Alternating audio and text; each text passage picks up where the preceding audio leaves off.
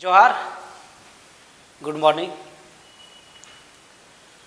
आपका अपना चैनल समीक्षा क्लासेस में आप लोग का स्वागत है।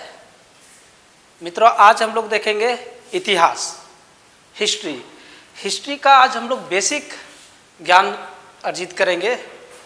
स्टार्टिंग से हम लोग देखेंगे इतिहास क्या है, हिस्ट्री क्या है।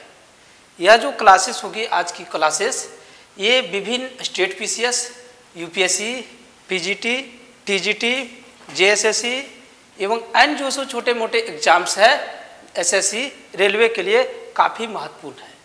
और हम लोग आज इस तरह से देखेंगे जिससे कि आपकी यहाँ से एक भी क्वेश्चन छूट ना पाए। आज हम लोग एकदम बेसिक से स्टार्ट करेंगे, तो देर ना करते हुए हम लोग चलते हैं और शुरुआत करते हैं। दोस्तों, हम लोग देखेंगे इतिहास, हिस्ट्री को हिंदी में कहते हैं इतिहास। दोनों की बात कर लेते हैं, हिस्ट्री जो शब्द है और इतिहास जो शब्द है।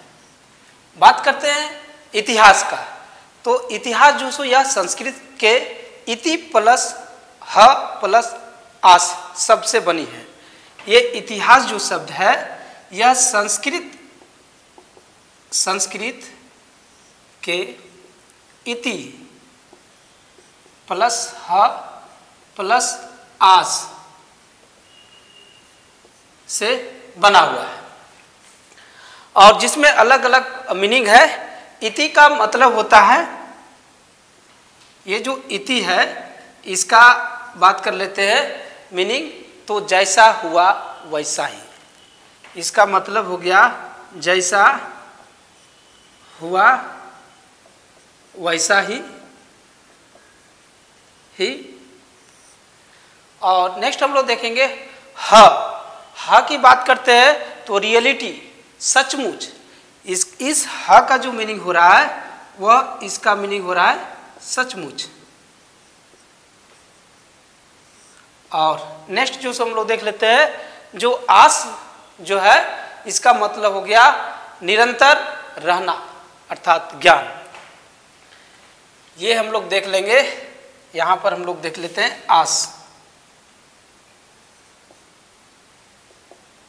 और आस का हम लोग डिस्कस किए और इसका मतलब होता है निरंतर रहना या फिर निरंतर ज्ञान। निरंतर ज्ञान, ये तीनों शब्द का अलग अलग जो सो मीनिंग होता है। अर्थात हम लोग कह सकते हैं कि जो परंपरा से प्राप्त उपाख्यान समूह है अर्थात ऐतिहासिक साक्ष्य है, वही इतिहास के अंतर्गत आएगा। जैसे हम लोग देखेंगे लोक कथाएं, लोक गाथा, इसको हम लोग सामान्य शब्दों में बात करते हैं कि इतिहास का मतलब क्या हो गया, तो अतीत का अध्ययन जिसका केंद्र बिंदु मनुष्य होता है। मनुष्य और उससे संबंधित समस्त घटनाएं इतिहास अध्ययन का विषय है। तो हम लोग इसको क्या समझे कि इतिहास जो है अतीत का अध्ययन है, मतलब बीती हुई जो मानव की सभ्यता है, मानव की कहानियां हैं, उसका हम लोग अध्ययन करते हैं। इसमें करते हैं अतीत का अध्ययन, पीछे का अध्ययन जिसका केंद्र बिंदु मनुष्य होता है, और मनुष्य एवं उससे संबंधित समस्त घटनाएं इतिहास के अंतर्गत अध्ययन करते हैं। तो इसको हम लोग लिख सकते हैं, कह सकते हैं कि इतिहास जो है, इतिहास अतीत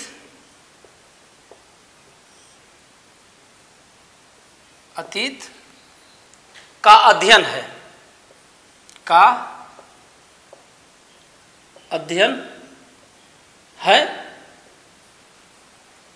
जिसका केंद्र बिंदु मनुष्य होता है, जिसका केंद्र बिंदु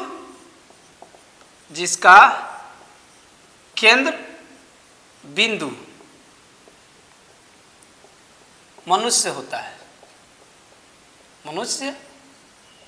होता है। ये देख लिए, मनुष्य और उससे संबंधित समस्त घटनाएं इतिहास अध्ययन का विषय है। आगे हम लोग कह सकते हैं कि केंद्र बिंदु जो होता है मनुष्य है, एवं मनुष्य एवं उससे संबंधित जितने भी घटनाएं होती है उसी का अध्ययन हम लोग इतिहास में करते हैं। अर्थात आगे हम लोग कंटिन्यू लिख सकते हैं कि मनुष्य और उससे संबंधित समस्त घटनाएं, उससे संबंधित समस्त घटनाएं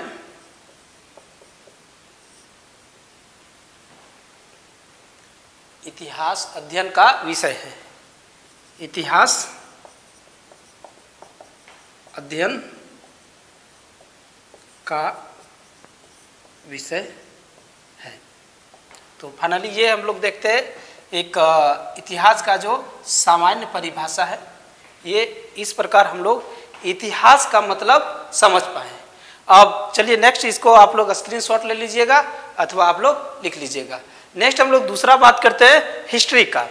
तो चलिए नेक्स्ट हम लोग देखते हैं हिस्ट्री।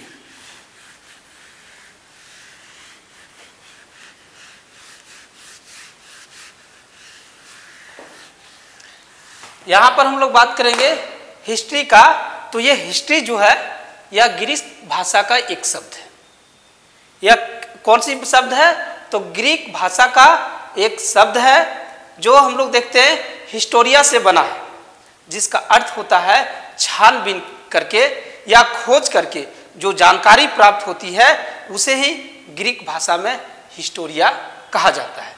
तो दोस्तों हम लोग ये जानेंगे कि ये जो इंग्लिश शब्द हिस्ट्री है, यह जो है सो ग्रीक भाषा का एक शब्द है। यह ग्रीक भाषा का एक शब्द है, भाषा का शब्द है।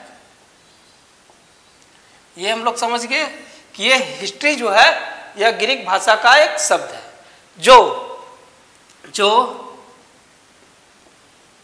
हिस्टोरिया HIS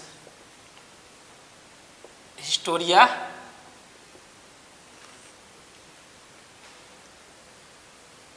से बना है। हिस्टोरिया से बना है, जिसका अर्थ है ये जो है ये हिस्टोरिया शब्द से बना है। इसका अर्थ क्या हुआ? छानबीन करके या खोजबीन करके जो ज्ञान प्राप्त होती है उसे ही ग्रीक भाषा में हिस्टोरिया कहा जाता है। अर्थात हम लोग कह सकते हैं खोजबीन करके, खोजबीन करके ज्ञान प्राप्त करना, ज्ञान प्राप्त करना, यही हो गई हिस्टोरिया का मतलब। तो हम लोग समझ गए कि हिस्ट्री जो है यह ग्रीक भाषा के, इसको हम लोग समझेंगे कि ये ग्रीक भाषा के हिस्टोरिया से लिया गया है, जिसका अर्थ होती है खोजबीन करके ज्ञान अर्जित करना, ज्ञान प्राप्त करना। आगे हम लोग बात करेंगे कि ये जो हिस्ट्री शब्द है इसका सबसे पहले जो प्रयोग किया था, एक विस्तृत अध्ययन किया था, उनका नाम है हेरोडोटस। हेरोडोटस ने अपनी पुस्तक हिस्टोरिका में पहली बार हिस्ट्री शब्द का प्रयोग किया था। फलतः जो हेरोडोटस है उसे इतिहास का पिता अथवा जनक कहा जाता है। तो इस पॉइंट को भी हम लोग आगे समझ गए, इसको हम लोग लिख लेते हैं। हिस्ट्री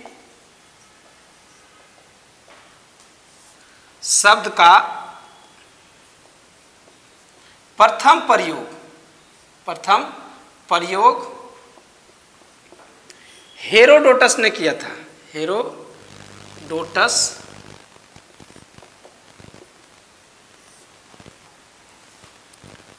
ने किया था। फलतः इसे इतिहास का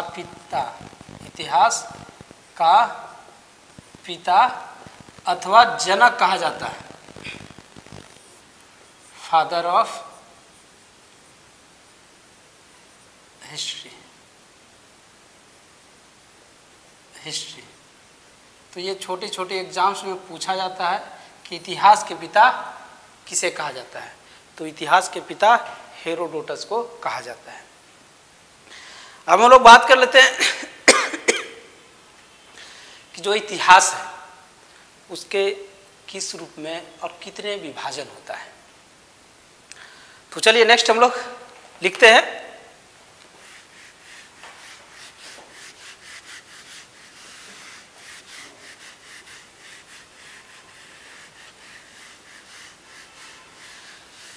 नेक्स्ट बात कर लेते हैं हम लोग कि हिस्ट्री जो है, इतिहास जो है, इसका कितना प्रकार है, किन किन रूप में विभाजन कर सकते हैं। तो हम लोग देख लेते हैं कि जो स्रोत है, स्रोत के आधार पर हम लोग देखते हैं 3 कालखंडों में विभाजित किया जाता है। वहीं हम लोग देखते हैं धातु के आधार पर भी हम लोग देखेंगे। अभी हम लोग देख लेते हैं कि स्रोत के आधार पर बात कर लेते हैं। तो हम लोग कह सकते हैं कि जो इतिहास है या स्रोत की बात कर लेते हैं, स्रोत के आधार पर इसका विभाजन। तो बात कर लेते हैं स्रोत की। तो यहाँ पर हम लोग देखेंगे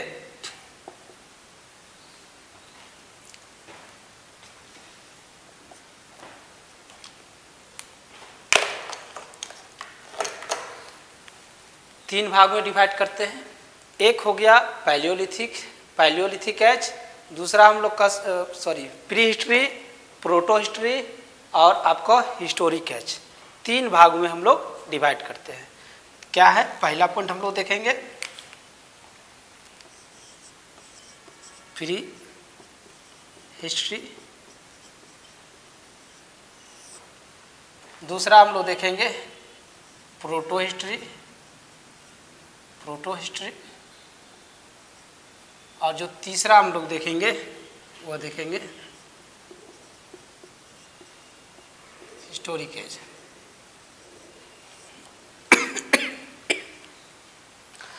तो ये हम लोग 3 कालखंड में विभाजित करते हैं, prehistoric age, proto history और हम लोग नेक्स्ट देखते हैं हिस्टोरिक एज।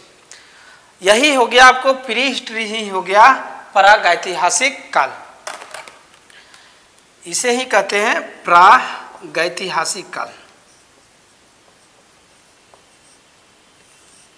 और इसे ही कहते हैं पाषाण काल अर्थात स्टोन एज। ये हम लोग समझ गए। अब बात करते हैं कि जो प्री हिस्ट्री है, इतिहास के उस कालखंड को प्री हिस्ट्री कहेंगे जिसके विषय में जो स्रोत है वह सिर्फ और सिर्फ पुरातात्विक स्रोत के तहत ज्ञान अर्जित किया जाता है। और ये प्री हिस्ट्री जो है, इसकी हम लोग जो अध्ययन करते हैं, जो ज्ञान अर्जित किया गया उसका जो साक्ष्य है वह हम लोग देखते हैं आर्कियोलॉजिकल है, जिसे हम लोग हिंदी में पुरातात्विक स्रोत कहते हैं। तो इसमें हम लोग आगे एक समझ सकते हैं कि ये स्रोत क्या है, पुरातात्विक स्रोत, पुरातात्विक स्रोत, आर्कियोलॉजिकल।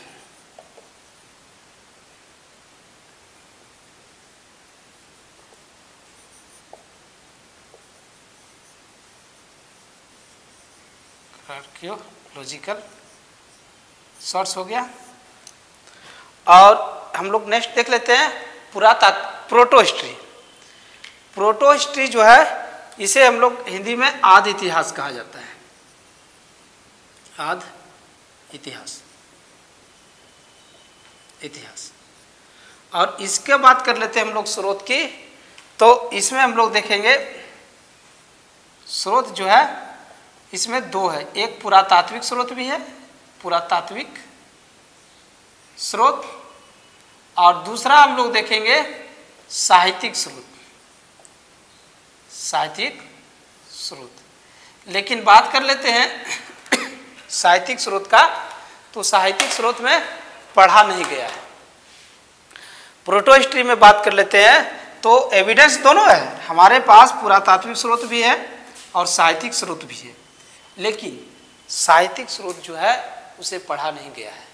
एग्जाम्पल में हम लोग देखेंगे Indus Valley civilisation, Indus Valley civilisation, Sindhu घाटी सभ्यता,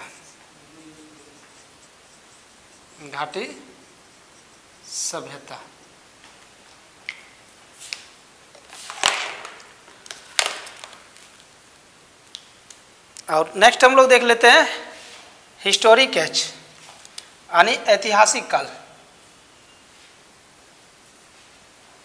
ऐतिहासिक काल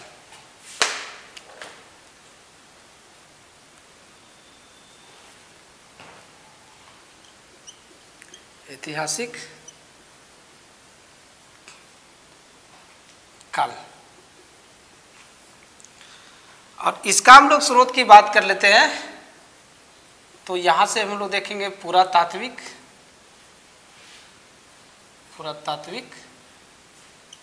साहित्यिक और विदेशी स्रोत। यहां पर हम लोग देखेंगे 3 स्रोत देखेंगे हिस्टोरिक एज में। और जो हिस्टोरिक एज है, ऐतिहासिक काल है, वो हम लोग देखेंगे गौतम बुद्ध के जन्म के बाद के काल जो है वो हमारे यहाँ जो सो ऐतिहासिक काल के अंतर्गत गिना जाता है। तो चलिए ये हम लोग देख लिए स्रोत के आधार पर जो सो इतिहास को 3 कालखंडों में विभाजित किया जाता है, प्री हिस्ट्री, प्रोटो हिस्ट्री और हिस्टोरिक एज। प्री हिस्ट्री क्या हो गया? इतिहास के उस कालखंड को कहेंगे जिसके विषय में ज्ञान हमें सिर्फ और सिर्फ पुरातात्विक स्रोत के आधार पर प्राप्त होती है, उसे हम लोग प्री हिस्ट्री कहेंगे। प्रोटो हिस्ट्री किसे कहेंगे? उस इतिहास काल को कहेंगे जिसके विषय में हमें जानकारी पुरातात्विक स्रोत के साथ साथ साहित्यिक स्रोत से पता चलती है, लेकिन साहित्य जो है साहित्यिक पढ़ी नहीं गई है। जैसे हम लोग कह सकते हैं जो सिंधु घाटी सभ्यता है उसका जो अभी तक जो लिपियां हैं उसे पढ़ी नहीं गई है। इसके अंदर हम लोग देखेंगे वैदिक सभ्यता, ये आपको सिंधु घाटी सभ्यता आएगी। हिस्टोरिक एज जो है ऐतिहासिक कालखंड, इसका स्रोत पुरातात्विक स्रोत भी है, साहित्यिक स्रोत भी है और विदेशी स्रोत है। ये 3 स्रोत इसके अंदर आता है। अब नेक्स्ट हम लोग बात कर लेते हैं प्री हिस्ट्री। चलिए नेक्स्ट हम लोग देखते हैं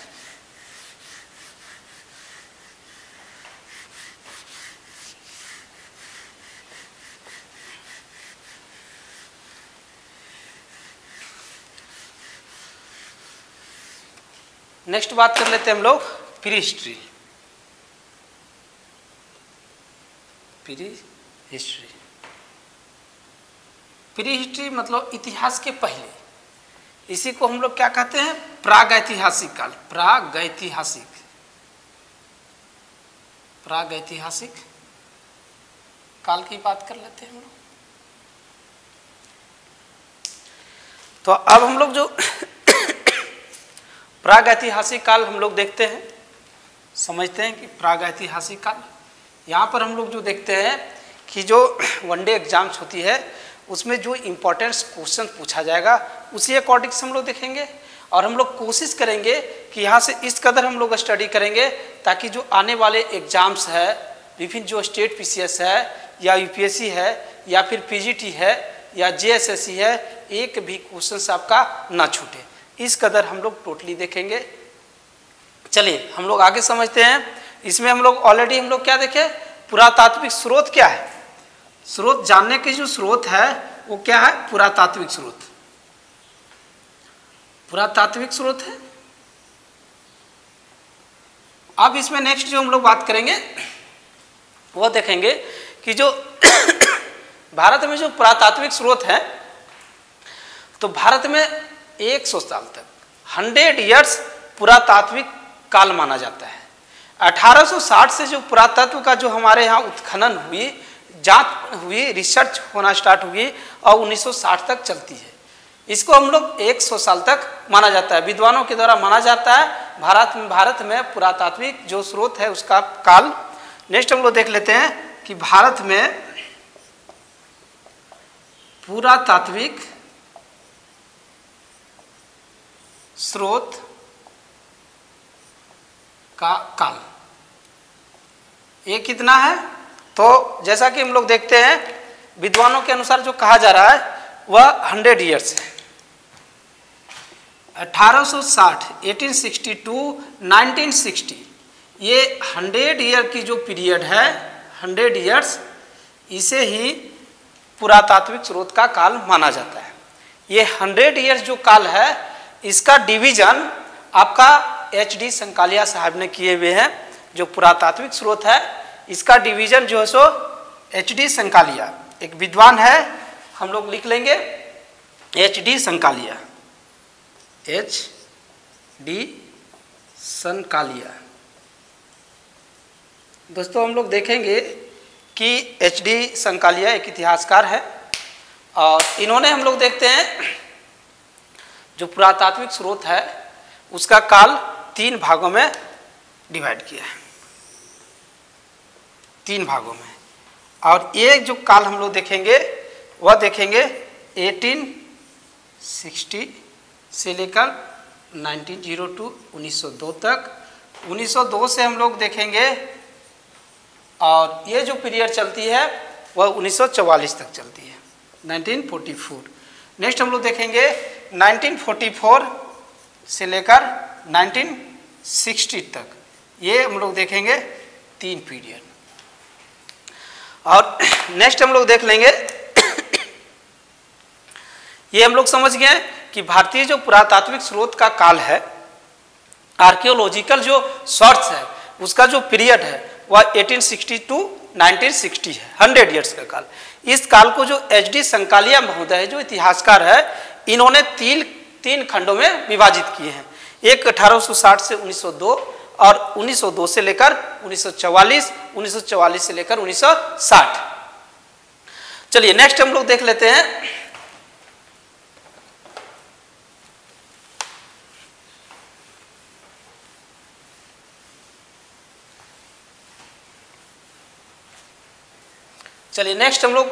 हैं कि भारत में जो पुरातात्विक स्रोत के उत्खनन का कार्य आरंभ होती है वह हम लोग देखेंगे 1860 में।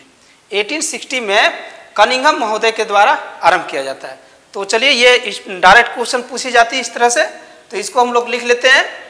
भारत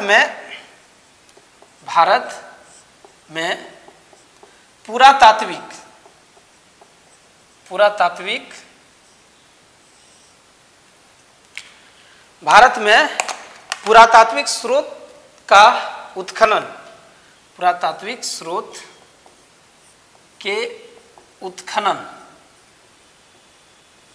का कार्य कब से आरंभ हुआ? तो 1860 1860 से आरंभ हुआ।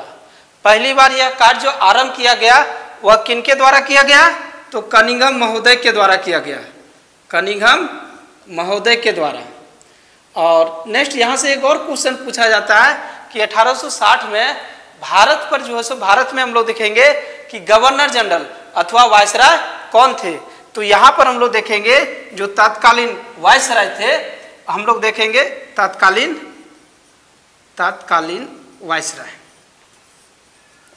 वायसराय कौन था? तो हम लोग ध्यान में रखेंगे लॉर्ड कैनिंग।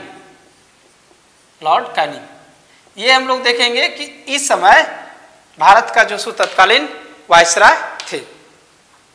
आगे हम लोग देख लेते हैं, एक और क्वेश्चन काफी महत्वपूर्ण है जो पूछा जाता है कि हम लोग बात करते हैं कि वर्ल्ड लेवल की बात कर लेते हैं। तो विश्व जो पुरातात्विक सेंटर है उसका पुरातात्विक केंद्र अथवा कह सकते हैं पुरातात्विक का मुख्यालय, प्रागैतिहासिक काल का मुख्यालय तो कोपनहेगन में है और यह कहाँ है? ब्रिटेन में। लेकिन हम लोग बात कर लेते हैं भारत की, तो भारत में जो है सो पुरातात्विक अथवा प्रागैतिहासिक काल का जो मुख्यालय है वह नागपुर में है। तो नेक्स्ट पॉइंट हम लोग नोट कर लेते हैं, प्रागैतिहासिक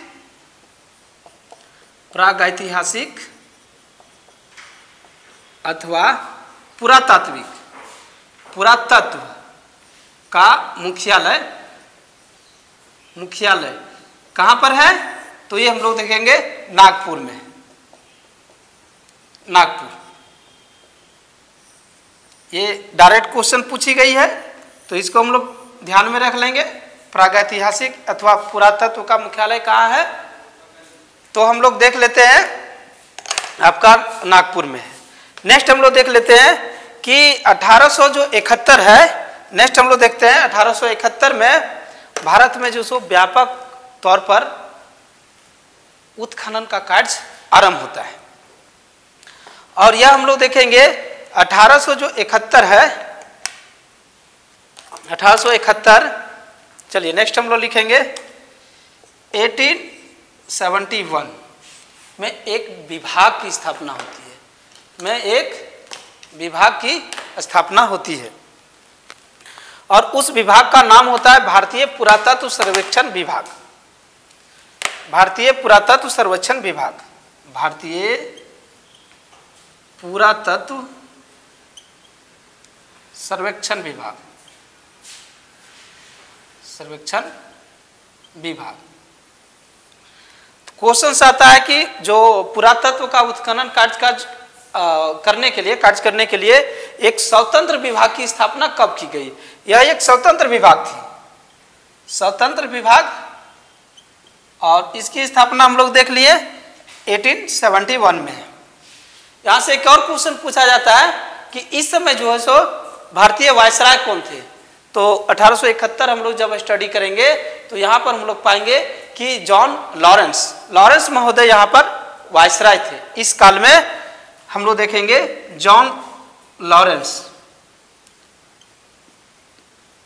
ये कौन हो गए, वायसराय हो गए। इस तरह की डायरेक्ट क्वेश्चंस पूछी जाती है, तो इसको भी हम लोग जान लेंगे कि जब भारतीय पुरातत्व सर्वेक्षण विभाग की स्थापना हुई थी तो इस समय वायसराय कौन थे, जॉन लॉरेंस थे।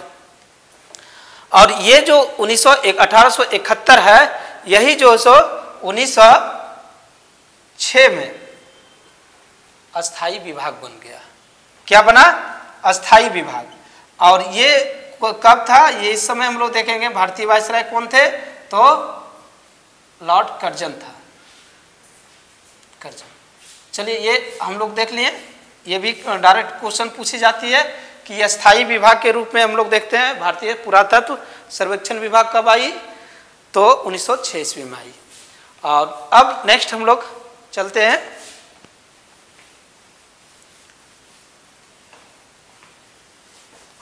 अब ये तो हम लोग जान लिए कि पुरातात्विक जो स्रोत है उसको कब से आरंभ किया गया भारत में उत्खनन कार्य। साथ में हम लोग देखते हैं भारत में ये कितने काल में बांटा गया है, तो हम लोग देखे संकालिया साहब ने 3 काल में बांटे हैं। अब हम लोग थोड़े समझते हैं कि यह जो पुरातात्विक स्रोत है, आर्कियोलॉजिकल जो सोर्स है, उसके अंदर कौन कौन से चीज आते हैं। तो हम लोग नेक्स्ट हम लोग देख लेते हैं पुरातात्विक स्रोत। पुरातात्विक स्रोत अर्थात हम लोग कह सकते हैं आर्कियोलॉजिकल सोर्स। आर्कियोलॉजिकल सोर्स की बात करते हैं तो इसके अंदर क्या क्या आता है, इसके अंदर आ गया भवन, स्मारक, भवन हो गया, स्मारक हो गया, सिक्के, उपकरण, मुहर अथवा जमीन के अंदर से कोई उपकरण पाया जा रहा है। इसके अंदर हम लोग देखेंगे सिक्के, उपकरण या अन्य तत्व, ये हो गया आपका पुरातात्विक स्रोत के अंदर आता है। विभिन्न चीज ये हो सकती है, सिक्के भी हो सकता है, उपकरण भी हो सकता है, अथवा खुदाई के दौरान अन्य कोई उपकरण जो पाया जा रहा है, यही हो गई आपका पुरातात्विक स्रोत। अब दोस्तों हम लोग समझेंगे कि ये पुरातात्विक स्रोत के तहत जब उत्खनन कार्य किया जाता है, उसमें जो विभिन्न जो प्रमाण मिलता है उसका परीक्षण कैसे किया जाता है, जांच कैसे किया जाता है, उस विषय में भी कुछ क्वेश्चंस आती है, इसको भी हम लोग देखेंगे। और ये आगे चलिए हम लोग नेक्स्ट देखते हैं। नेक्स्ट हम लोग देखेंगे कि पुरातत्व में प्राप्त प्रमाण का परीक्षण कैसे किया जाता है। तो हम लोग देखते हैं पुरातत्व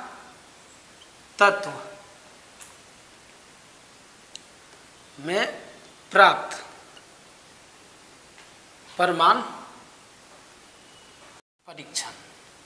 ये जो परीक्षण किया जाता है वो किस रूप में किया जाता है, यहाँ से भी डायरेक्ट क्वेश्चन पूछी जाती है, विभिन्न एग्जाम्स में यहाँ से पूछा गया है, तो यहाँ जानना जरूरी है, इसलिए इसको भी हम लोग जान लेते हैं। यहाँ पर हम लोग देखेंगे बेसिकली 3 जो सो हम लोग देखते हैं विधि है। कौन कौन सा विधि हो गया, तो एक हम लोग देखते हैं और वह देखते हैं कार्बन डेटिंग। क्या है, कार्बन डेटिंग, कार्बन डेटिंग,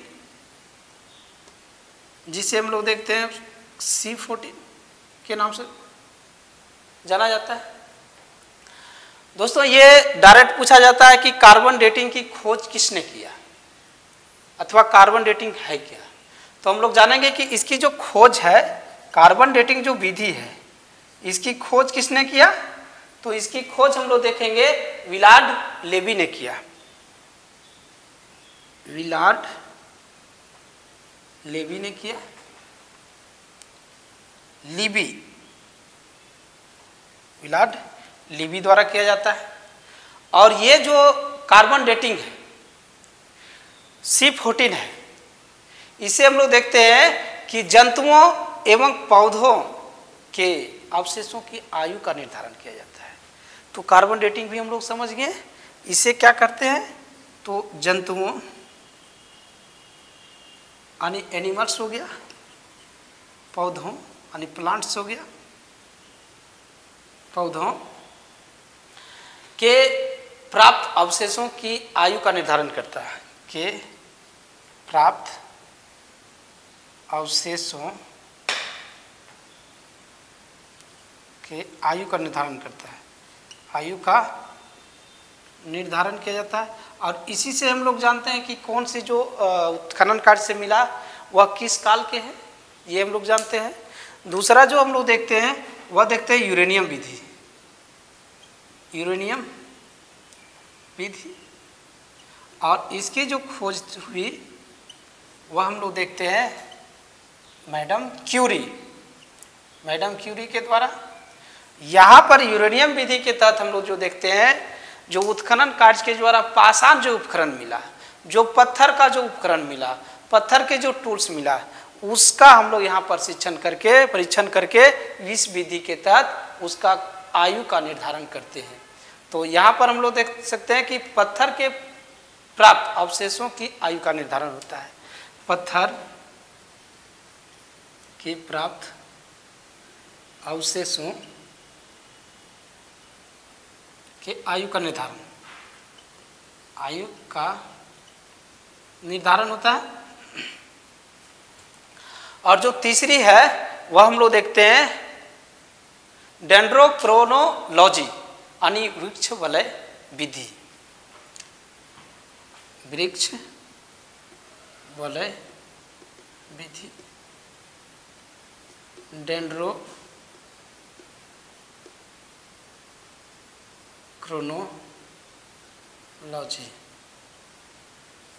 और इसकी खोज किसने किया, तो इसकी खोज हम लोग देखते हैं A.S. डगलस ने किया, A.S. डगलस। तो ये डायरेक्ट क्वेश्चन पूछी जाती है कि वृक्ष वलय विधि की खोज किसने किया, तो A.S. डगलस ने किया। यूरेनियम विधि का खोज मैडम क्यूरी के द्वारा किया जाता है। और हम लोग देखते हैं कार्बन डेटिंग, इसका विलार्ड लीवी के द्वारा खोज किया जाता है। तो चलिए ये भी हम लोग देख लिए हैं कि किस तरह से परीक्षण किया जाता है, जांच पड़ताल किया जाता है।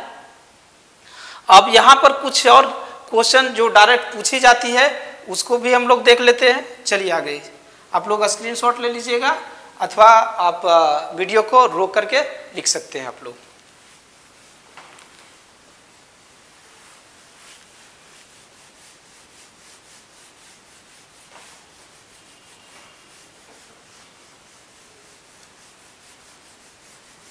चलिए नेक्स्ट हम लोग देखते हैं। डायरेक्ट एक क्वेश्चन आता है जो पुरातत्व के अंदर कि अभिलेखों के अध्ययन किस में किया जाता है अथवा अभिलेखों के अध्ययन जो करने वाला सब्जेक्ट है उसे क्या कहते हैं। तो हम लोग देखते हैं अभिलेखों का जो अध्ययन है उसे एपिग्राफी कहा जाता है। मुद्रा का अध्ययन जो है वो न्यूमिस्मैटिक्स कहा जाता है। वहीं हम लोग देखते हैं प्राचीन तिथि का अध्ययन जो है उसे पैलियोग्राफी कहा जाता है। तो ये डायरेक्ट इसी रूप में क्वेश्चन पूछी जाती है। इसको भी हम लोग लिख लेते हैं, अभिलेखों का अध्ययन, अभिलेखों का अध्ययन,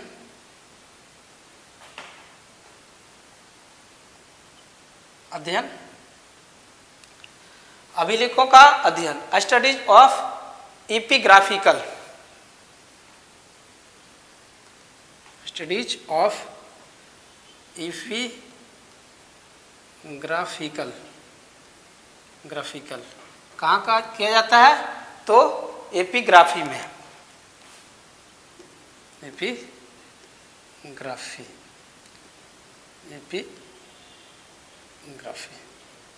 ये भी हम लोग समझ गए। चलिए नेक्स्ट हम लोग देखेंगे दूसरी पॉइंट, मुद्रा का अध्ययन। मुद्रा मतलब कॉइन का अध्ययन कहाँ किया जाता है? ध्यान में रखेंगे, मुद्रा कागजी मुद्रा भी हो गया, कॉइन्स भी हो गया, सिक्के भी हो गया, दोनों हो गया। यह कहाँ किया जाता है? तो यह हम लोग देखेंगे न्यूमिस्मेटिक्स, न्यूमिस्मेटिक्स, ये भी हम लोग समझ गए। न्यूमिस्मेटिक्स, न्यूमिस्मेटिक्स, तो ये डायरेक्ट क्वेश्चंस यहाँ से पूछी जाती है कि मुद्रा का अध्ययन कहाँ किया जाता है। तो हम लोग समझ गए न्यूमिस्मेटिक्स में किया जाता है। नेक्स्ट हम लोग देखेंगे प्राचीन जो तिथि है का अध्ययन कहाँ क्या कहलाता है? तो पैलियोग्राफी कहा जाता है। प्राचीन तिथि जो डेट है का अध्ययन, सॉरी ये हम लोग छोटी ही होगा, तिथि का अध्ययन क्या कहलाता है? तो पैलियोग्राफी कहा जाता है। पैलियोग्राफी, चलिए हम लोग देख लेते हैं कि पैलियोग्राफी क्या हो गया। तो प्राचीन तिथि का अध्ययन, डेट्स का अध्ययन हो गया, मुद्रा का अध्ययन क्या हो गया? न्यूमिस्मेटिक्स हो गया, और आपको अभिलेखों का अध्ययन एपिग्राफी कहलाता है। तो इस प्रकार जो हम लोग देखते हैं, जो पुरातात्विक से संबंधित जो महत्वपूर्ण प्रश्न था वो हम लोग देख लिए। यहाँ से अब आपकी क्वेश्चंस नहीं छूटेगी। अब चलिए नेक्स्ट अब हम लोग देखते हैं कि जो प्राग ऐतिहासिक काल जो हम लोग ऑलरेडी पढ़ रहे हैं, अब इसके विषय में हम लोग आगे अध्ययन करते हैं। चलिए नेक्स्ट हम लोग देखते हैं।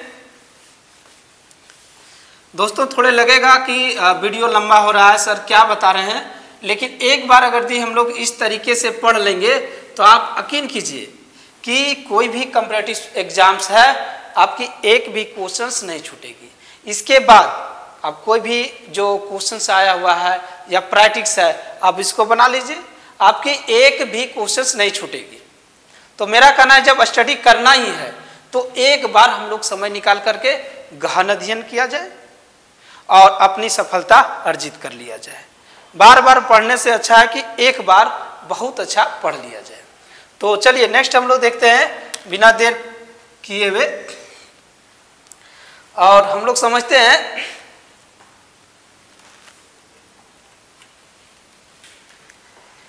बात कर लेते हैं कि प्राग ऐतिहासिक काल, अथवा हम लोग देखेंगे यही पीरियड क्या हो गया? स्टोन एज, पाषाण काल। तो भारत में जो कहा जा रहा है कि पाषाण काल का जनक किसे कहा जाता है, तो हम लोग इसको देखते हैं। भारत में पाषाण काल का जनक किसे कहा जाता है? भारत में पाषाण काल का जनक, तो एक क्वेश्चन है पाषाण काल का जनक, अथवा हम लोग कह सकते हैं कि प्री हिस्ट्री का जनक, अथवा कह सकते हैं प्रागैतिहासिक काल के जनक किसे माना जाता है? Father of stone age in India, इसको हम लोग अंग्रेजी में कहेंगे father of stone age in India. चलिए ये हम लोग समझेंगे। भारत में पाषाण काल का जनक किसे कहा जाता है, अथवा पिता किसे कहा जाता है? तो कौन हो गए? ये हो गए Robert Bruce foot. Bruce foot महोदय को भारत में जो सो पाषाण काल का जनक कहा जाता है। अब भैया क्यों कहा जाता है? प्रश्न उठता है कि भारतीय जो पाषाण काल है उसका जनक रॉबर्ट ब्रूस फुट को क्यों कहा जाता है? तो इसलिए कहा जाता है क्योंकि ये जो ब्रूस फुट है, इसके पहले हम लोग जानेंगे कि ये ब्रूस फुट महोदय है वो हम लोग पढ़ कहाँ रहे हैं, क्या रहे हैं? इतिहास। तो हम लोग जाहिर से गलती कर देंगे कि रॉबर्ट ब्रूस फुट महोदय एक इतिहासकार थे, लेकिन ध्यान में रखेंगे ये इतिहासकार नहीं है। तो क्या है? यह एक भूगर्भ शास्त्री है, यह एक जियोलॉजिस्ट है, और इन्होंने पहली बार भारत में 1863 में पलवरम में जो हम लोग देखेंगे तमिलनाडु है, वहां पर एक पाषाण पत्थर के कुल्हाड़ी प्राप्त किया, जिसे इंग्लिश में हम लोग कहते हैं हैंड-एक्स। अब जब हम लोग देखेंगे ऊपर में हम लोग विधि देखें, जब उस विधि से देखा गया, जांचा गया, तो ये प्राप्त चला कि ये जो कुल्हाड़ी है वह हम लोग देखेंगे निम्न पूरा पाषाण काल के हैं, प्रागैतिहासिक काल के हैं। तो इस खोज के वजह से रॉबर्ट ब्रूस फुट को पाषाण काल का जनक अथवा पिता कहा जाता है। समझ गए? तो हम लोग नेक्स्ट इस पॉइंट में हम लोग लिख लेते हैं रॉबर्ट ब्रूस फुट के विषय में। ये कौन है? तो भूगर्भ शास्त्री है, भूगर्भ। ये कौन है? तो ये हम लोग देखेंगे भूगर्भ शास्त्री अथवा भूगर्भ वैज्ञानिक, इंग्लिश में कहेंगे जियोलॉजिस्ट, जियोलॉजिस्ट है। समझे? नेक्स्ट हम लोग देखेंगे इन्होंने पहली बार क्या खोजा? तो प्रागैतिहासिक काल में 1863 में एक पाषाण के कुल्हाड़ी खोज निकाले, एक पाषाण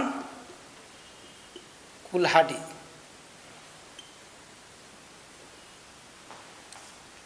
को खोजा, है ना?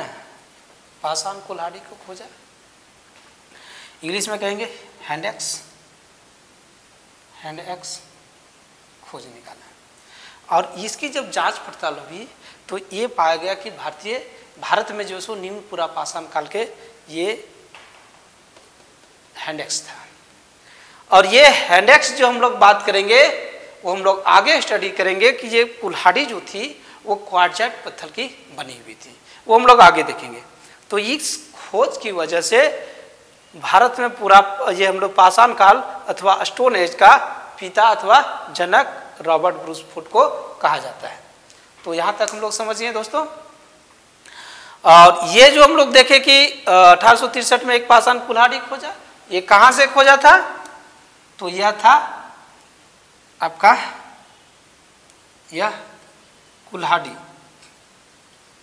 मद्रास, वर्तमान में हो गया चेन्नई के पलवरम, यार यह कहाँ पड़ता है? तमिलनाडु, तमिलनाडु। तो मद्रास के पलवरम से खोज निकाला। तो आगे हम लोग चलते हैं।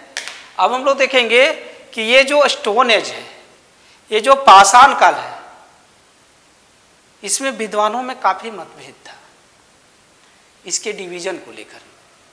यहां पर हम लोग देखेंगे कि ये जो प्रागैतिहासिक काल है, इस टोटल जो पीरियड है उसमें अलग अलग समय में अलग अलग पाषाण के उपकरण पाए गए हैं, उसका डिजाइन अलग थी। तो उस जो हम लोग देखेंगे कि जो उपकरणों में परिवर्तन था, जलवायु परिवर्तन थी, मानव की रहन सहन शैलियाँ थी, उस आधार पर विद्वानों ने पाषाण काल को अलग अलग कालों में बांटने की कोशिश की है, जिसमें हम लोग देखेंगे दो विद्वान यहाँ से काफ़ी चर्चित हैं। और उसमें से हम लोग देखेंगे, उसमें से हम लोग बात कर लेंगे और वह हम लोग देखेंगे लुबाब साहब। जॉन लुबाब एक व्यक्ति हैं, इतिहासकार हैं। उन्होंने जो प्री हिस्ट्री है उन्हें दो भागों में डिवाइड किए हैं। तो हम लोग लिखते हैं इसको जॉन लुबाक, जॉन लुबाक। दोस्तों ये हम लोग जानेंगे कि जॉन लुबाक महोदय थे। इनका कहना था कि जो प्री हिस्ट्री है यह दो भाग है। इसके कितने भाग इन्होंने डिवाइड किए? तो इन्होंने दो भागों में डिवाइड किए। और वह दो भाग क्या थी? वह दो भाग हम लोग देखते हैं, पैलियोलिथिक एज और न्यूलिथिक एज। इन्होंने डिवाइड किए पैलियोलिथिक एज, पैलियोलिथिक एज, और दूसरी क्या है? तो न्यूलिथिक एज, न्यूलिथिक एज। ये डिवाइड किया।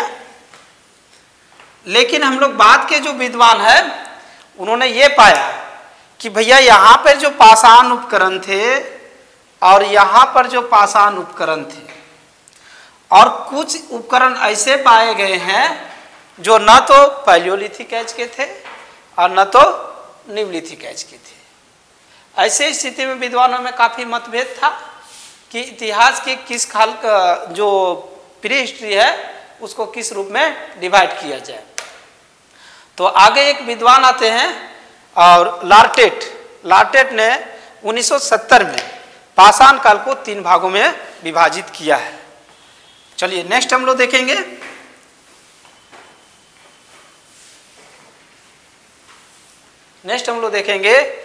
नेक्स्ट जो विद्वान है उनका नाम है लार्टेट। एक लार्टेट महोदय हैं और ये लार्टेट महोदय ने प्री हिस्ट्री अर्थात हम लोग देखेंगे पाषाण काल, स्टोन एज, इसे 3 भागों में डिवाइड किया। क्या है तो हम लोग देखेंगे पैलियोलिथिक एज, जिसे हम लोग कहेंगे पूरा पाषाण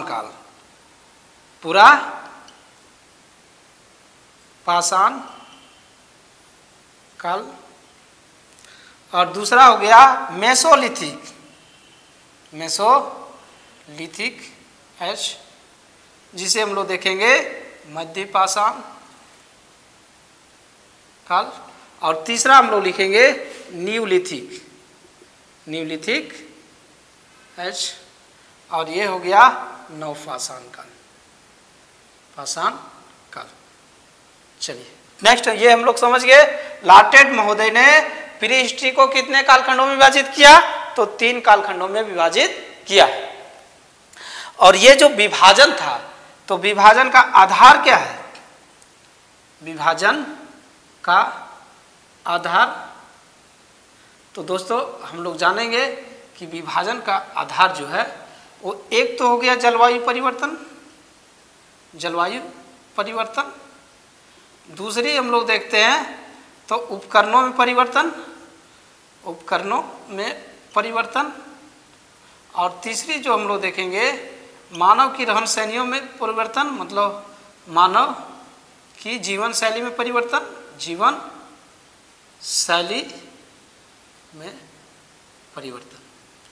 तो ये हम लोग समझ गए कि ये जो डिवीजन किया लार्टेट महोदय ने वो किस आधार पर किया।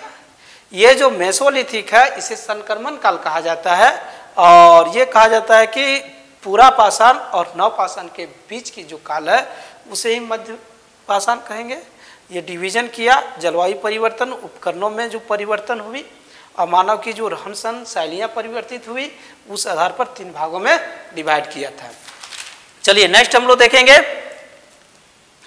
ये जो हम लोग देखेंगे, अब हम लोग बात कर लेंगे ये पैलियोलिथिक एज। अब इसकी चर्चा हम लोग करेंगे। चलिए नेक्स्ट हम लोग देखेंगे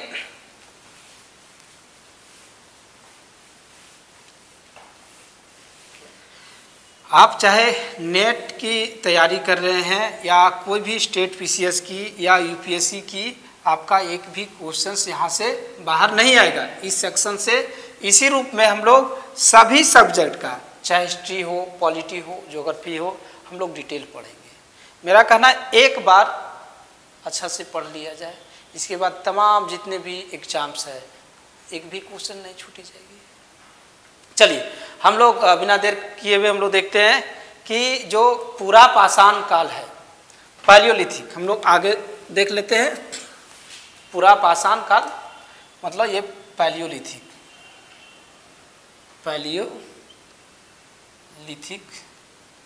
अर्थात इसे ही कहते हैं पूरा पाषाण काल। ये जो पूरा पाषाण काल है, अब इसकी बात कर लेंगे। इसका हम लोग देखेंगे यूरोपियन अर्थात फ्रांसीसी पद्धति पर इसका 3 खंडों में विभाजन किया गया है। ये पूछा जाता है कि किस आधार पर डिवीजन किया गया है, तो यह हम लोग देखते हैं यूरोपीय एवं फ्रांसीसी विधि, फ्रांसीसी पद्धति के आधार पर भारत में जो सो पैलियोलिथिक काल जो है एज है उसका डिवीजन किया गया, पैलियोलिथिक एज है ना। और ये हम लोग देखेंगे 3 कालखंडों में बांटते हैं,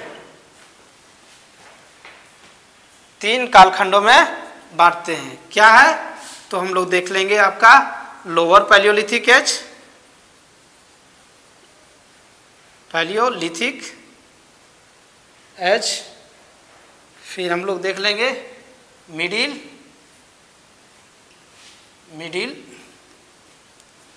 पैलियोलिथिक एज, पैलियोलिथिक एज, और ये हम लोग देख लेंगे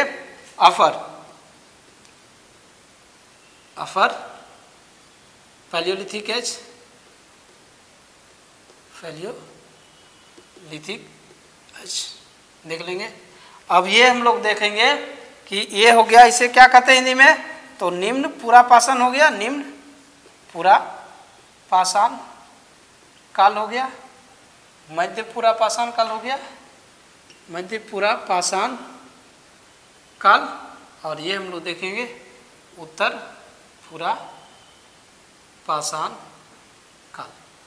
तो चलते हैं हम लोग, नेक्स्ट हम लोग देख लेते हैं। ये हम लोग समझ गए पैलियोलिथिक पीरियड है, इसको 3 भागों में बांटा गया है। अब हम लोग आगे बात कर लेते हैं लोअर पैलियोलिथिक, हम लोग देखेंगे। अब यहाँ से हम लोग आगे चलते हैं और अब बहुत देर नहीं लगेगी, आगे हम लोग चलते हैं।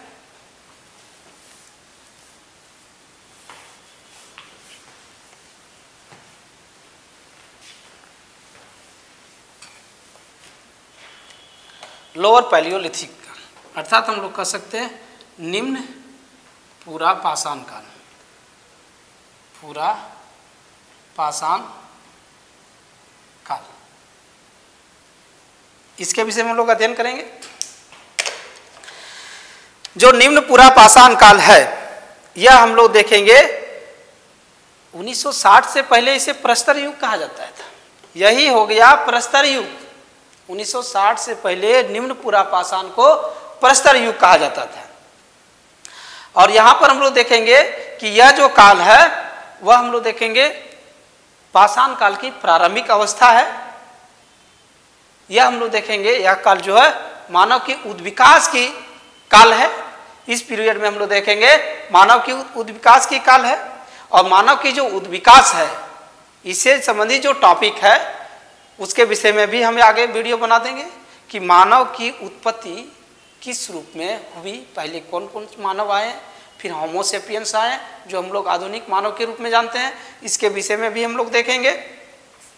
बात कर लेते हैं हम लोग, तो बात करते हैं कि मनुष्य के जो समतुल्य जो इस काल में थे वो थे रामापिथेकस थे, और मानव का जो आदि पूर्वज माना जाता है वो ऑस्ट्रेलोपिथेकस कहा जाता है। यहाँ पर हम लोग देखेंगे, चलिए इसको हम लोग लिखते हुए देखते चलते हैं कि ये जो पुरापाषाण काल है, यह पुरापाषाण काल है, पुरापाषाण काल की प्रारंभिक अवस्था। इसके विषय में क्या देखेंगे तो पुरापाषाण काल की प्रारंभिक अवस्था है कंप्लीट। ये जो पुरापाषाण काल है यह मानव उद्विकास का काल है, उद्विकास का काल है, जिसको हम लोग देखेंगे रामापिथेकस से स्टार्ट करते हैं। मानव की जो उत्पत्ति होती है, मानव की हम लोग बात करते हैं, लेकिन जो रामापिथेकस था वो मानव की आदि पूर्वज नहीं है। रामापिथेकस मानव के समतुल्य है। तो यहाँ से अगर पूछा जाता है मनुष्य के समतुल्य इस काल में, तो रामापिथेकस कहेंगे मनुष्य के समतुल्य रामापिथेकस। लेकिन अगर बात करते हैं कि मनुष्य के जो आदि पूर्वज थे वह कौन थे, तो मनुष्य के आदि पूर्वज की बात कर लेंगे, तो ये हम लोग बात करेंगे ऑस्ट्रेलोपिथेकस ऑस्ट्रेलोपिथेकस, ऑस्ट्रेलोपिथेकस हम लोग बात करेंगे।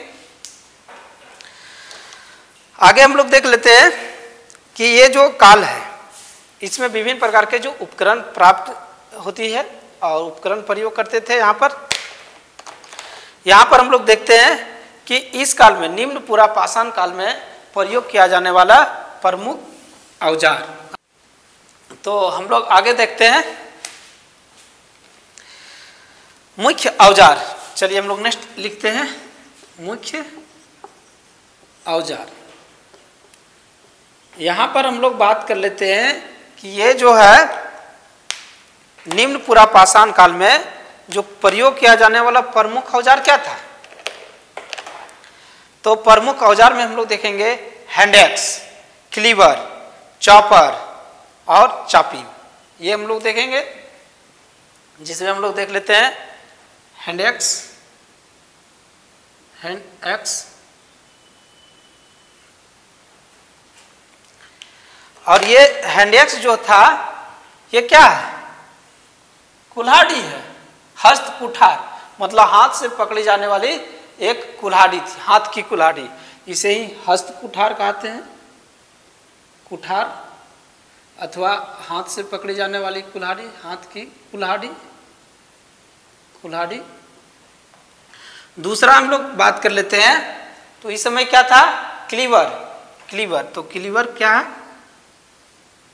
तो यह एक विदारनी, इसे विदारनी भी कहा जाता है, विदारनी।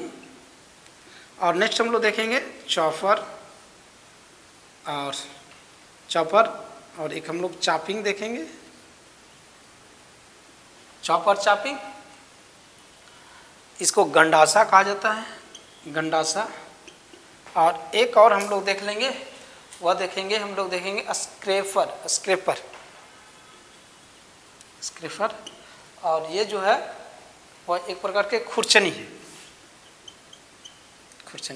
तो ये मुख्य रूप से इस काल में जो सो पाषाण काल उपकरण प्रयोग किया जाता था।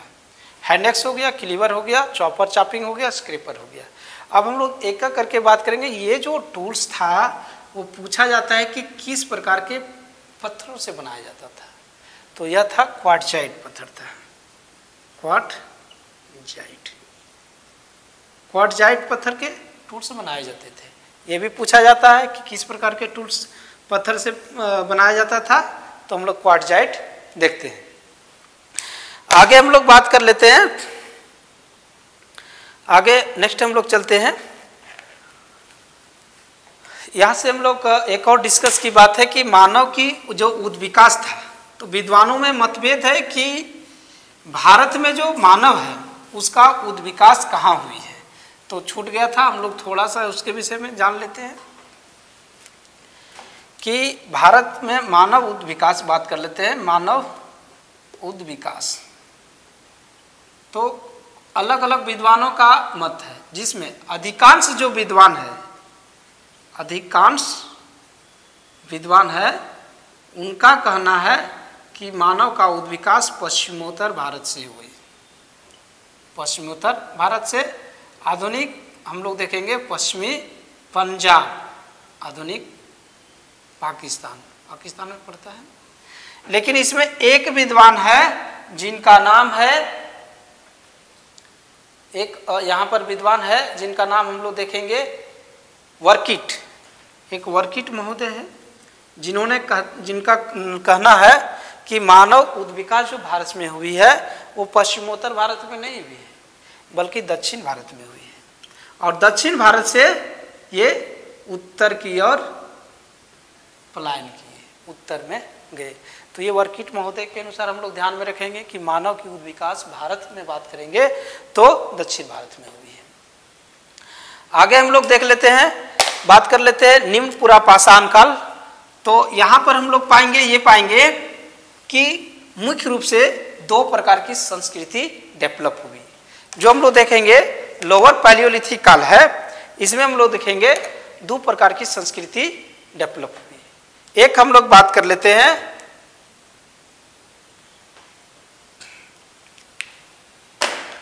हैंड एक्स संस्कृति। हैंड एक्स संस्कृति, हैंड एक्स कल्चर,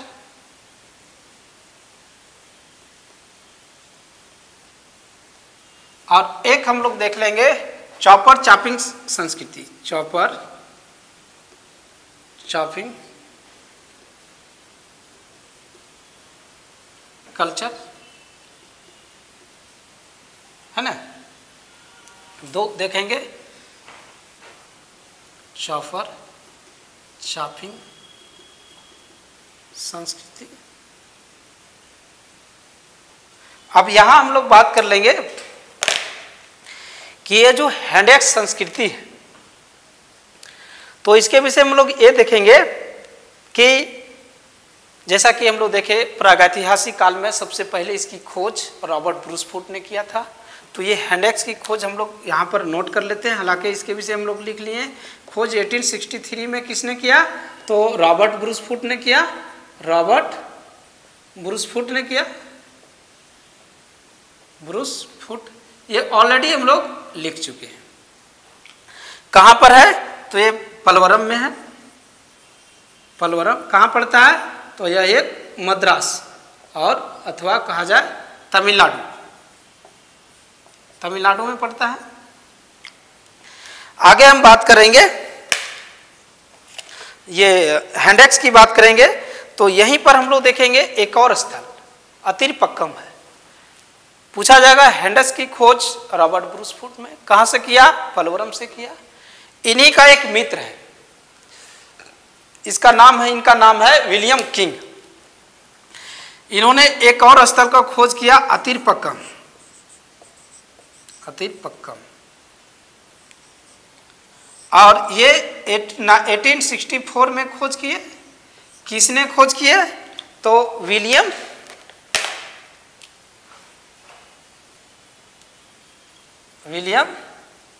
किंग ने। यहां से जो एविडेंस मिली, यहां से जो हम लोग देखते हैं जो एविडेंस मिली, यहां पर 17 प्रकार के जानवरों के पद चिन्ह मिले हैं अतिरपक्कम से। यहां पर हम लोग देखेंगे कि 17 प्रकार के जानवरों का पद चिन्ह मिला है, पद चिन्ह मिला है, जिसमें हम लोग देखेंगे यहाँ पर घोड़ा, नीलगाय, जल भैंसा इत्यादि। घोड़ा, नीलगाय, जल भैंसा, ये जानवर का यहाँ पर 17 प्रकार के जानवरों का पद चिन्ह मिला है। कहाँ से? अतिरपक्कम में। एक और हम लोग बात करेंगे आगे, इसी हैंडेक्स की बात कर लेते हैं। तो यहाँ पर एक और स्थल हम लोग हैंडेक्स की जो एविडेंस मिलता है, और वह मिलता है बदमदुरै, बदमदुरै, और ये भी तमिलनाडु में है बदमदुरै। और इसकी भी खोज हम लोग देखेंगे तो वही किंग महोदय ने किया है। यहां से हम लोग देखेंगे तो 3 वेदिका यानी 3 चरण जो है वह पाया गया है। 3 वेदिका, 3 वेदिका की बात करेंगे, वेदिका पाया गया है यहाँ पर। एक हम लोग गुडियाम, एक और स्थल हम लोग देखेंगे यहाँ से गुडियाम, और गुडियाम जो है यह हम लोग देखेंगे ये भी मद्रास तमिलनाडु में है। और यहाँ से हम लोग बात कर लेंगे तो यहाँ पर हम लोग देखेंगे गुफा का साक्ष्य, गुफा का साक्ष्य प्राप्त हुई है। और हम लोग देखेंगे कि किलीवर उपकरण, इनका खोज हम लोग देखेंगे बनर्जी साहब ने किया था, के.डी. बनर्जी। चलिए ये सभी नहीं पूछा जाएगा। अब हम लोग देख लेते हैं चॉपर चॉपिंग सभ्यता, ये संस्कृति। चलिए हम लोग नेक्स्ट देखते हैं। एक और छूट जाता है इसमें, हम लोग देख लेते हैं एक औंधाई एक स्थान है, और ये भी तमिलनाडु में है, तमिलनाडु में। और यहाँ से हम लोग देखेंगे एक प्रकार के शिशु कपाल, शिशु कपाल पाए गए थे, शिशु कपाल, है ना, कपाल। ये हम लोग देखेंगे शिशु का पाल पाया गया था।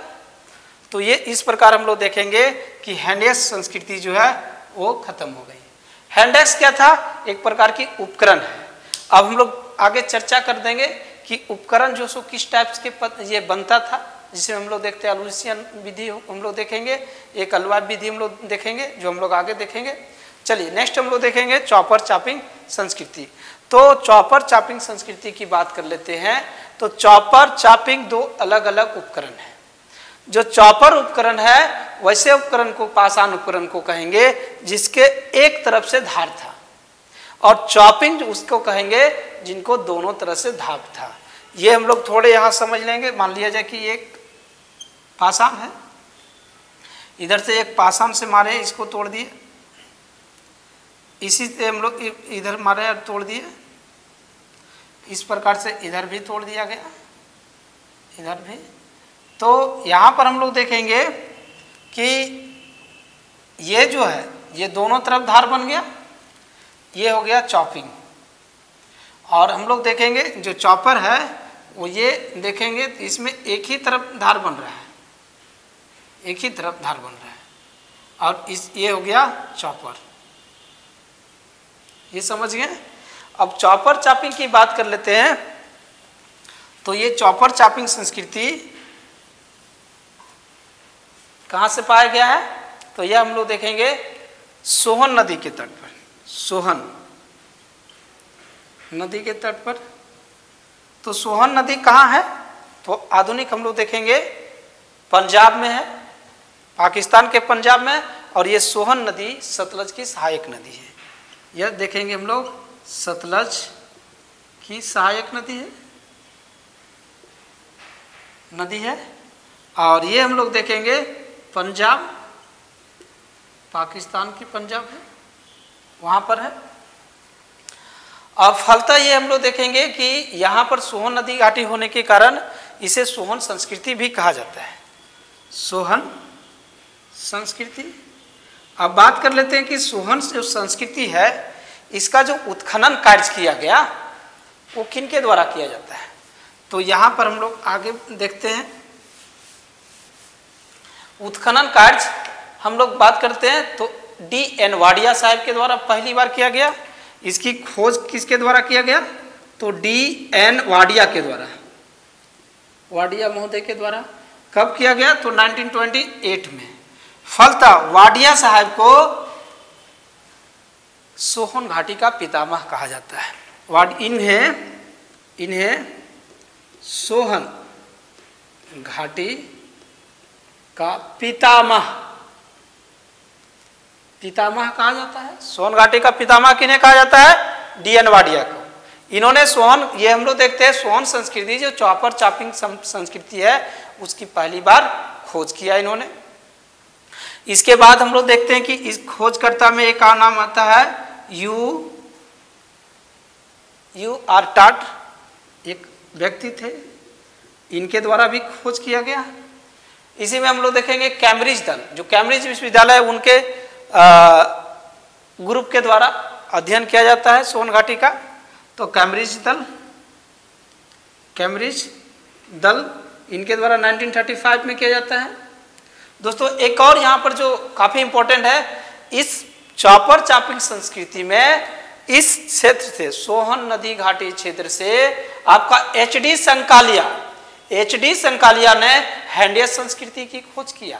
यानी पूछा जाएगा कि आपको उत्तर भारत में पहली बार जो है हैंडेस संस्कृति कहाँ से मिलती है? तो सोहन संस्कृति से, सोहन नदी घाटी से मिलती है। खोज किनके द्वारा किया गया? तो HD संकालिया के द्वारा। इसको हम लोग लिख लेते हैं, आगे बात कर लेते हैं। तो हम लोग देखते हैं HD संकालिया इनके द्वारा सोहन नदी घाटी में, कहां पर? सोहन नदी घाटी में हैंड एक्स संस्कृति खोजा, संस्कृति खोजी गई। ये हम लोग समझ गए। हैंडेस संस्कृति कहां पाया जा रहा है? तो यह हम लोग देखेंगे सोहन नदी घाटी में, सोहन नदी घाटी में। काफी इंपॉर्टेंट है, ध्यान में रखेंगे कि पहली बार उत्तर भारत में हैंडस संस्कृति पाया जा रहा है और ये हम लोग देखते हैं HD संकालिया के द्वारा खोया जा रहा है। अब नेक्स्ट हम लोग देख लेते हैं कि सोहन नदी घाटी के कुछ अन्य जो स्थल था उसमें चौमुख, चौंतरा, मलकपुर, ये सोहन नदी घाटी में कुछ अन्य हम लोग देखेंगे, वो हम लोग देखेंगे आपका चौंतरा, चौमुख और मलकपुर, ये हम लोग देखेंगे। 3 जो सो अन्य स्थल यहाँ पर है। अब हम लोग बात कर लेते हैं कि ये जो निम्न पुरा पाषाण काल है तो इसमें मानव जीवन की क्या शैलियाँ थी, क्या विशेषता थी, इस पर थोड़ा सा चर्चा करेंगे हम लोग और आगे हम लोग चलेंगे। अब लास्ट चल रहा है, हम लोग आगे बात कर लेते हैं निम्न पुरा पाषाण काल के आपका विशेषता की बात करेंगे तो मानव एक बर्बर था, मानव असभ्य था, मानव निवास कहाँ करता था तो पहाड़ों के कंदराओं में, पहाड़ों के कंदराओं एवं गुफा में निवास करता था। खान पान क्या था, भोजन क्या था इनका तो हम लोग देखते हैं फल फूल था, फल फूल और क्या था ये मांस मछली था, ये इनकी खान पान थी। और इन्हीं फल फूल, मांस मछली और आपको साथ में पानी चाहिए था, तो इन्हीं रीजन के वजह से। और साथ में हम लोग देखेंगे कि ये जो क्या थे, या एक हंटर थे, शिकारी थे, शिकार करते थे। और इस एक खाद्य संग्राहक थे, खाद्य संग्राहक थे, खाद्य संग्राहक थे। इस प्रकार यहाँ पर देखते हैं मानव जो था ये माना जाए कि जानवर की भांति ही था, वस्त्र नहीं पहनता था, नग्न अवस्था में रहता था, घुमक्कड़ था, कहीं ठोस व्यवस्था नहीं थी। भाषा की व्यवस्था हम लोग आरंभ काल में भी थोड़े बहुत अभी देखेंगे, पूरी तरह से भरपूर था। यहाँ पर हम लोग देखेंगे बहुत चालाक भी हुआ करता था। मान के चलिए कि ये एक नदी है, यहाँ पहाड़ है, यहाँ पर एक मानव बैठा हुआ है ना। इधर से हम लोग देखते हैं कोई जानवर गया पानी पीने के लिए नदी में, यहाँ से बैठे हुए बहुत बड़ा पाषाण खंड है, इसको मारा। यहाँ पर जो हम लोग देखेंगे कि जो जानवर था वो इस तरह गिर गया, जब इन्होंने आया तो इसको नोच के खाया, खाने के बाद जो कुछ बच गया उसको घर ले गया। तो इस प्रकार ये खाद्य संग्राहक थे, शिकारी भी थे। नदियों के किनारे उनको मांस मछली मिल जाता था, पानी मिल जाती थी। साथ में हम लोग देखते हैं कि नदियों के किनारे जो पेड़ पौधे थे वहाँ से फल मिल जाता था। और गुफाओं में रहते थे, क्यों? क्योंकि जानवरों से डर था, इस समय जानवरों से इनको डर था। बस लास्ट चल रहा है और हम लोग आगे देखेंगे एक छोटा सा जो सो हम लोग देखेंगे आगे मेजर साइट कुछ हम लोग देख लेते हैं। इसके बाद लास्ट हम लोग देखेंगे, कुछ सेक्शन बचा हुआ है, टॉपिक खत्म हो जाएगी। यहाँ से हम लोग देखेंगे कुछ प्रमुख साइट, मेजर जो हम लोग देखेंगे साइट जो है यानी प्रमुख स्थल, प्रमुख स्थल। प्रमुख स्थल की बात कर लेंगे तो ये तो हम लोग जान गए कि इस काल में जो मानव थे वो नदी घाटियों के किनारे ही बसते थे, नदियों के किनारे ही चलते थे। तो यहाँ पर हम लोग देखेंगे कि मानव इस समय निम्न पुरा पाषाण काल में कौन सी नदी घाटी कहाँ पर है, जहाँ से निम्न पुरा पाषाण काल के एविडेंस प्राप्त हुआ है। तो इसमें हम लोग देखेंगे बहुत, इसमें हम लोग कुछ डायरेक्ट क्वेश्चंस आता है जिसमें हम लोग देखेंगे सोहन नदी घाटी, सोहन नदी घाटी। यहाँ से दोस्तों बात कर लेते हैं ये कहाँ है, तो पाकिस्तान में है, पंजाब। हम लोग थोड़ा सा यहाँ सॉर्ट आउट करके देखेंगे, बाकी हम लोग ऑलरेडी इसके विषय में स्टडी कर चुके हैं। और नेक्स्ट हम लोग देखेंगे पोतवार, पोतवार नदी घाटी ये कहाँ है? तो पोतवार नदी घाटी हम लोग देखेंगे जम्मू कश्मीर में, देखेंगे कश्मीर में। नेक्स्ट हम लोग देखेंगे तो लीदार नदी घाटी हम लोग देखेंगे, लीदार नदी घाटी, और ये भी हम लोग कश्मीर में देखेंगे।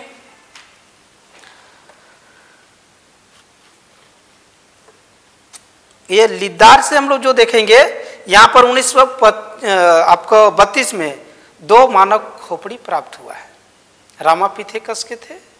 यहाँ से हम लोग थोड़ा सा लीदार जो घाटी थे यहाँ पर हम लोग थोड़ा सा देखेंगे कि 1932 में 1932 में एक व्यक्ति है आपको J.E. लुईस, इनके द्वारा 2 मानव खोपड़ी खोज की लीदार घाटी से। और ये कौन थे? तो ये रामापिथेकस था, रामापिथेकस प्रजाति के, जिसे हम लोग देखते हैं शिवापिथेकस भी कहा जाता है। शिवापिथेकस क्यों कहा जाता है? क्योंकि ये हम लोग देखेंगे शिवालिक श्रेणी में पाया गया था, इसलिए इसे शिवापिथेकस भी कहा जाता है। आगे हम लोग देखेंगे ब्यास गंगा घाटी, तो ये हम लोग कहाँ से देखेंगे? ये हिमाचल प्रदेश में था है। नेक्स्ट हम लोग देखेंगे सिरसा नदी घाटी, ये कहाँ से देखेंगे? तो ये भी हम लोग देखेंगे हिमाचल प्रदेश में था। नेक्स्ट हम लोग देखेंगे गंभीरी नदी घाटी। चलिए हम लोग थोड़ा स्पीड चलते हैं। गंभीरी नदी घाटी, और ये कहाँ है? राजस्थान में है। नेक्स्ट हम लोग बात कर लेते हैं तो वैराज नदी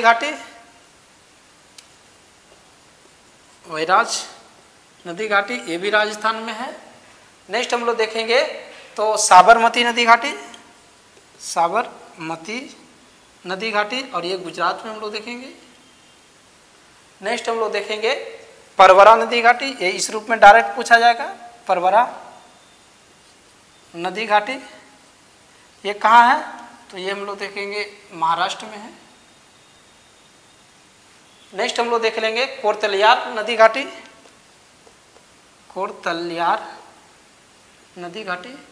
ये कहाँ है? तो तमिलनाडु में है। नेक्स्ट हम लोग देखेंगे सोन नदी घाटी, तो एमपी में है। नर्मदा नदी घाटी काफ़ी इम्पोर्टेंट है, नर्मदा नदी घाटी ये हम लोग देखेंगे तो आपको एमपी में है। नेक्स्ट हम लोग देखेंगे बेलन नदी घाटी, ये यूपी में है। तो ये हम लोग देखेंगे विभिन्न नदी घाटी जो हम लोग देखेंगे पाया गया है। ये हम लोग देखेंगे कहाँ पर है? तो मिर्ज़ापुर, प्रतापगढ़, और हम लोग देखेंगे प्रयागराज, ये 3 जगह से हम लोग पाया गया है। अब हम लोग एक चीज़ और यहाँ पर ध्यान रखेंगे कि ये जो बेलन नदी घाटी है यहाँ से 3 काल के अवशेष प्राप्त हुए हैं। एक हम लोग यहाँ पर ध्यान में रख लेते हैं कि बेलन घाटी जो है, बेलन नदी घाटी यहाँ से 3 काल, यानी हम लोग देखेंगे 3 काल बोलेंगे तो पुरापाषाण, मध्यपाषाण, नवपाषाण। यहाँ से हम लोग देखेंगे पुरापाषाण, मध्यपाषाण और नवपाषाण काल के साक्ष्य प्राप्त हुए हैं।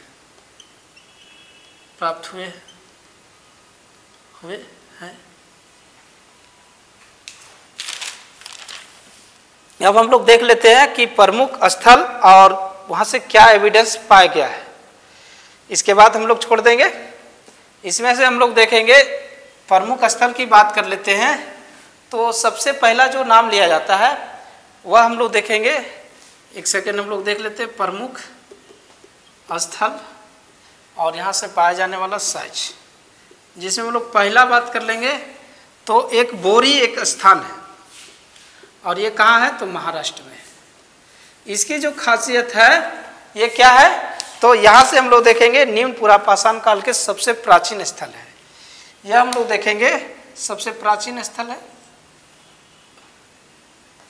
सबसे प्राचीनतम स्थल, सबसे प्राचीनतम स्थल है किसका? तो निम्न पुरापाषाण काल का है। आगे हम लोग देखेंगे एक हथनौरा, ये भी काफी इंपॉर्टेंट है, इसको हम लोग ध्यान में रखेंगे कि हथनौरा, यहां से हम लोग बात कर लेते हैं हथनौरा। हथनौरा ये कहाँ है? एमपी में है। एमपी में कहाँ? नर्मदा नदी के नदी घाटी में, नर्मदा नदी घाटी। ये दोनों क्वेश्चन पूछा जाएगा, ध्यान में रखना है। नदी घाटी, यहां से हम लोग देखेंगे तो मानव का प्राचीनतम जीवाश्म होमो इरेक्टस, मानव प्रजाति का एक हम लोग देखेंगे जीवाश्म पाया जाता है। मानव का प्राचीनतम जीवाश्म, और हम लोग यहाँ पर देखेंगे कि जो जीवाश्म पाया गया है यह एक युवती का है, और ये युवती जो है यह हम लोग देखेंगे होमो इरेक्टस प्रजाति का है। ये हम लोग देखेंगे होमो इरेक्टस प्रजाति के हैं,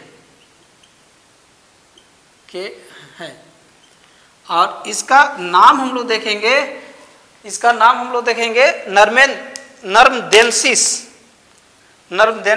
इस युवती का नाम जो है वो नर्मदेंसिस है, ये भी हम लोग देख लिए। और यहाँ से हम लोग एक चीज और देखेंगे कि यहाँ से पशुओं का भी जीवाश्म मिला है, जिसे हम लोग देखेंगे नमदीकस कहा गया है।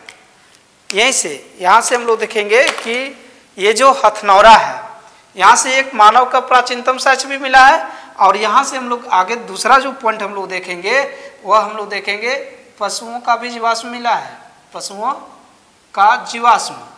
और इसका नाम हम लोग देखेंगे, तो इसका नाम क्या है? यहाँ पर हम लोग देखेंगे नमदीकस। इसे पशुओं का जो जीवाश्म मिला है उसे नमदीकस कहा गया, और ये कहीं नहीं कहीं विभिन्न स्टेट पीसीएस में पूछा गया नाम है, इसलिए इसको भी हम लोग ध्यान में रखेंगे। अब लास्ट में हम लोग कुछ और देखेंगे, दो इम्पोर्टेंट स्थल है, इसके बाद ही हमारी टॉपिक खत्म हो जाएगा। जिसमें नेक्स्ट हम लोग बात कर लेते हैं भीमबेटका। ये काफी इंपॉर्टेंट है भीमबेटका। ये एमपी के रायसेन जिले में है, रायसेन जिला में है। यहां से हम लोग देख लेंगे कि इस काल में हम लोग देखेंगे, यहां से हम लोग देखेंगे कि ये भीमबेटका, यहाँ तीनों कालों का अवशेष पाया गया है भीमबेटका से। और सबसे बड़ी बात है कि यहां से हम लोग देखेंगे बाद के कालों में भले चित्रकारिता पाया गया है, लेकिन इस काल में हम लोग देखेंगे तो हैंड-एक्स, यहाँ से हैंड-एक्स पाया गया है, हैंड-एक्स। तो एक हम लोग देखेंगे इम्पोर्टेंट स्थल है कि उत्तर भारत में हैंड-एक्स की जो उपकरण था वह कहाँ से पाया गया? तो अभी हम लोग देखें आपका सोहन संस्कृति से, सोहन नदी घाटी से, और दूसरा हम लोग देखेंगे हैंड-एक्स आपको भीमबेटका से पाया गया है। और हम लोग नेक्स्ट हम लोग देख लेते हैं, एक हम लोग देखते हैं कुलियाना, एक ये भी काफी इंपॉर्टेंट है कुलियाना, यह हम लोग देखेंगे उड़ीसा में है। नेक्स्ट स्थल हम लोग देख लेते हैं कुलियाना, यह कहाँ है? उड़ीसा में। और इसकी जो हम लोग देखेंगे विशेषता, यहाँ हम लोग देखेंगे भारतीय उपमहाद्वीप में उत्खनन किया जाने वाला पहला निम्न पुरापाषाणिक स्थल है। यानी हम लोग देखेंगे उत्खनन किया जाने वाला प्रथम पैलियोलिथिक, आपको लोअर पैलियोलिथिक पीरियड का उपकरण है। निम्न पुरापाषाण काल के स्थल है। दोस्तों अब हम लोग देखेंगे, अब खत्म हो गई है लगभग। अब हम लोग देखेंगे कि राजस्थान का कुछ क्षेत्र है जिसमें हम लोग डिंडवाना, सिंधी तालाब, पुष्कर, नागरी, चित्तौड़गढ़, यह है, फिर नेल्लूर, गिदलूर, नागार्जुन कोंडा, ये आंध्र प्रदेश में है, तो दोस्तों आज के हम लोग क्लास खत्म करते हैं। लगभग हम लोग देखेंगे निम्न पुरा पाषाण काल टोटली समझ गए, और हम लोग देखते हैं कि नेक्स्ट क्लासेस में मिलते हैं नेक्स्ट टॉपिक में मध्य पुरा पाषाण काल को लेकर के। जय।